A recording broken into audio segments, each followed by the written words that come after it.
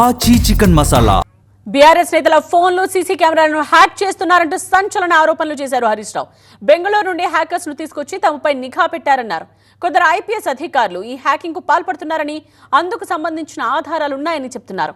అక్రమాలకు పాల్పడుతున్న ఐపీఎస్ అధికారులను రిటైర్ అయినా వదిలిపెట్టబోమని, తమ ప్రభుత్వం వచ్చాక చట్టపరంగా శిక్షిస్తామని హెచ్చరించారు హరీష్ రావు.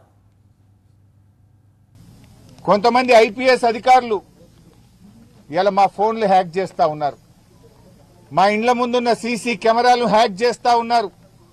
బెంగళూరు నుంచి ప్రైవేట్ హ్యాకర్లను తీసుకొచ్చి వాళ్లకు డబ్బులు చెల్లించి హైదరాబాద్ కమాండ్ కంట్రోల్ రూమ్ లో వాళ్ళను పెట్టి ఇవాళ బీఆర్ఎస్ నాయకుల ఫోన్లు హ్యాక్ చేస్తున్నారు, మా ఇండ్ల ముందుండే సీసీ కెమెరాలు హ్యాక్ చేస్తా ఉన్నారు.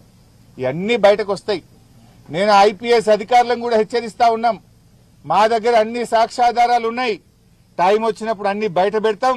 రేపు బీఆర్ఎస్ ప్రభుత్వం వచ్చిన తర్వాత మీరు రిటైర్ అయినా మిమ్మల్ని వదిలిపెట్టము.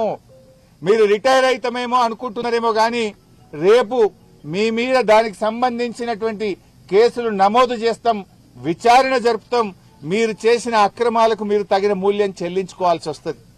అప్పుడు రేవంత్ రెడ్డి కాపాడలేడు, మిమ్మల్ని ఎవడు కాపాడలేడు. రిటైర్ అయితే సొంత డబ్బులతో అడ్వకేట్లను పెట్టుకోవాల్సి వస్తుంది. గుర్తుపెట్టుకోండి, చట్టానికి అనుగుణంగా నడుచుకోండి. కానీ చట్టాన్ని అతిక్రమించి ప్రైవేట్ హ్యాకర్లను ఎంగేజ్ చేసి బీఆర్ఎస్ నాయకుల ఫోన్లు హ్యాక్ చేస్తే, బీఆర్ఎస్ నాయకుల ఇండ్ల ముందుండే కెమెరాలు హ్యాక్ చేస్తే మీరు రేపు చట్టం నుంచి తప్పించుకోలేరు అనే విషయాన్ని నేను వాళ్ళని హెచ్చరిస్తా ఉన్నా. సంగారెడ్డి జైల్లో రిమాండ్ ఖైదీలుగా ఉన్న బీఆర్ఎస్ నేతలను పరామర్శించారు హరీష్ రావు. ప్రభుత్వ అక్రమాలను ప్రశ్నిస్తున్నందుకే తప్పుడు కేసులు పెడుతున్నారని మండిపడ్డారు. నువ్వు ఎంతసేపు కేసులు నిన్ను అడిగిన వాళ్ళ మీద కేసులు పెట్టుడు, జైల్లో పెట్టుడు, ఇదే సరిపోద్దా? రైతులు ఎండలు మారిపోతుంటే పట్టించుకునే తెలియలేదని ప్రభుత్వానికి? రైతుల కష్టాలు నీ ప్రభుత్వానికి పట్టవా? వేల లక్షల మంది రైతులు ఇవాళ మార్కెట్ యార్డ్లలో గోసపడతా ఉంటే నీ మంత్రి పోడు, నువ్వు పోవు, నీ అధికారులు పోరు.